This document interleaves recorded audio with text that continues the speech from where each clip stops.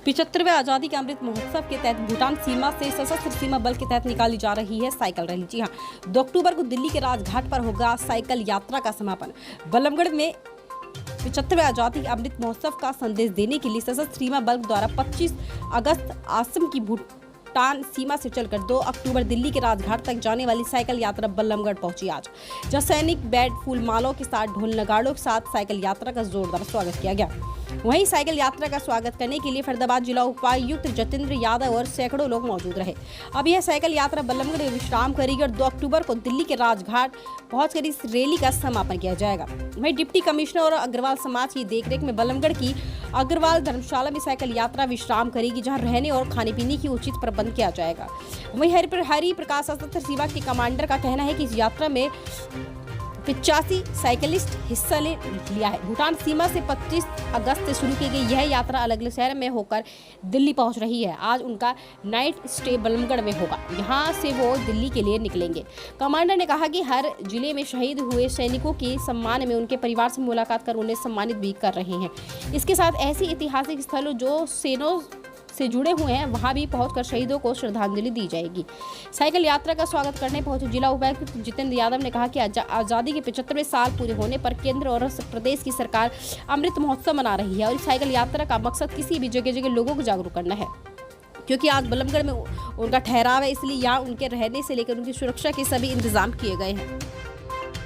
सबसे पहले मैं कमांडेंट साहब का, हमारे पूरे जवान एसएसबी के और बाकी हमारे सेंट्रल पैरामिलिट्री फोर्सेस है, उन जवानों का स्वागत करता हूँ। बड़ी हर्ष की बात है फरीदाबाद के लिए और हमारे सभी नागरिकों के लिए कि आज़ादी का 75वें साल का जो अमृत महोत्सव भारत सरकार और बाकी स्टेट गवर्नमेंट मना रही है, उसमें हमारे पैरामिलिट्री फोर्सेस का या डिफेंस फोर्सेस का बहुत बड़ा योगदान रहा है। तो मैं कमांडेंट साहब का, उनकी पूरी टीम के सभी साइकिलिस्ट का स्वागत करता हूं फरीदाबाद में और उम्मीद करता हूं कि उनका एक दिन का स्टे काफ़ी अच्छा रहेगा।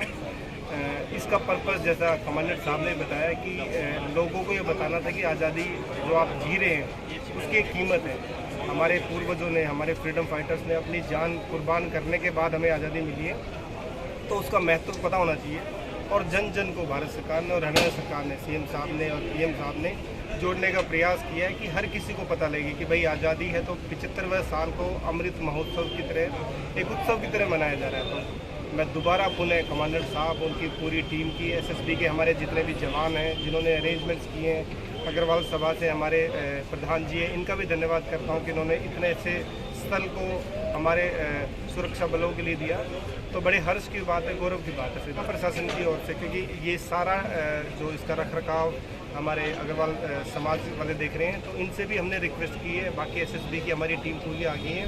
सुरक्षा के दिशा निर्देश हमने कंसर्न पुलिस, हमारे एसएसओ साहब भी हैं, तो यहाँ पे कोई भी कोताही ना बरती जाए, ऐसा हमने निर्देश।